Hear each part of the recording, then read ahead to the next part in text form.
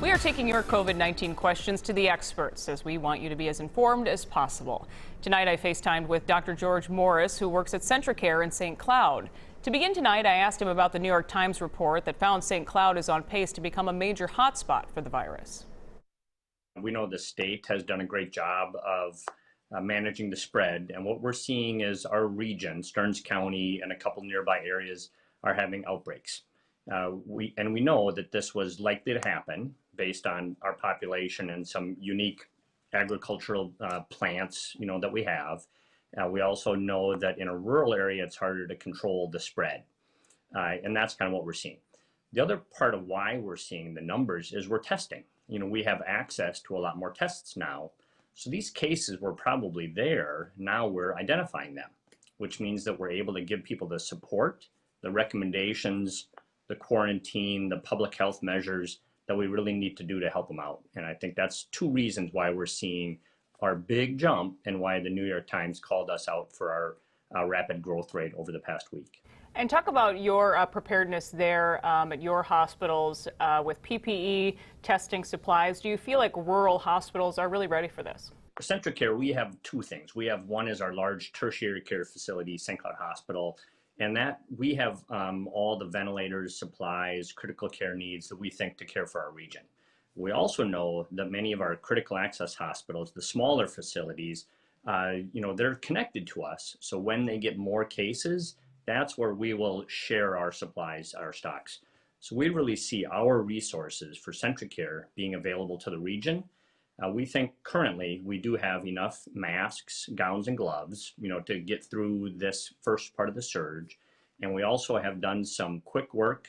We appreciate some support from the state, the efforts of Mayo, University of Minnesota, the governor's office, Commissioner Malcolm, on getting us the test materials that we needed to respond to this crisis.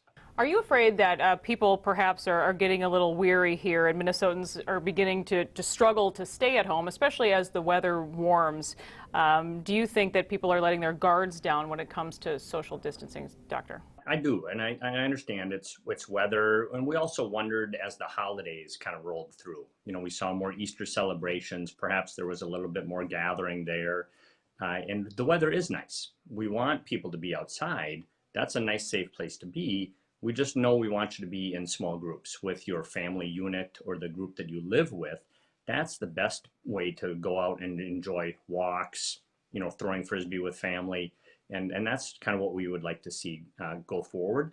The struggle is as we see large gatherings happen or people move all across the state for summer activities is where that spread could get out of control. The list of symptoms of COVID-19 recently got longer. So if you are feeling sick, what's your best advice? What should you do?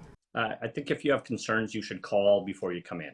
And I know many systems like ours, we have online symptom checkers, we have phone support, we have video visits, and we have the ability to set people up for care without making them come into one of our systems. And this does two things. It protects the patients and it protects our healthcare workers from unnecessary exposure or risk. The list of symptoms is growing. There's a long list of ones that they initially saw even in Wuhan, China, and in other countries, and we're all learning for what this virus looks like in different populations. I wanted to get to some of our viewer questions now. First, Elizabeth wants to know if a child has been around someone who tested positive but doesn't seem to have any symptoms, is the child in the clear, would you say? I think I would still watch the child for 2 weeks. We know with exposure, if you then develop symptoms, it's likely to be in that first 2 weeks. And that's when I would be careful. And the symptoms, in children, they are sometimes harder to pick up. Kids have runny noses, they may have subtle symptoms of their stomach ache or just not feel well. Kids have a hard time telling us that they have a headache, that they have loss of sense of smell or taste, or that they have muscle aches. So you do have to watch the kids for at least that first 2 weeks. Rachel is wondering if the virus attaches to clothing and shoes. Should we remove clothing and clean our shoes when returning home from a public place? What do you think about that? I think if there's a minimal risk of exposure, such as a public place, especially where people are wearing masks, because that's one thing we're advocates for, is wearing your mask when you're out in public. That'll decrease the chance that you're spreading anything.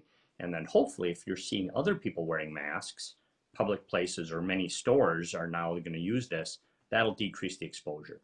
Shoes, you could pick them up from the ground, and I would probably suggest leaving your shoes outside. Leave your shoes in the garage, front area, leave them outside at the door. I don't think I'd go through the steps of washing shoes. First of all, then you might just get it on your hands, but leave them outside is a good idea. You brought up masks there, and Debbie does have a question about that. She says, they're now mandatory at Menards, Whole Foods, and Costco, but overall, do you think that all stores should be mandating masks at this point, Doctor? I think the mandate is a hard one, and I certainly will understand my role. I'm going to advise it. The mandate, that's public health, that's our governor. Those are the things that I do think it's a good idea when you are out in those public spaces to be wearing a mask. I also understand if you're out on fishing on a boat or a golf course or walking, you don't need to wear a mask there. It's probably those places where it's a closed environment. Do you have questions about COVID-19? We're doing our best to find the answers. You can send your questions to tips@wcco.com.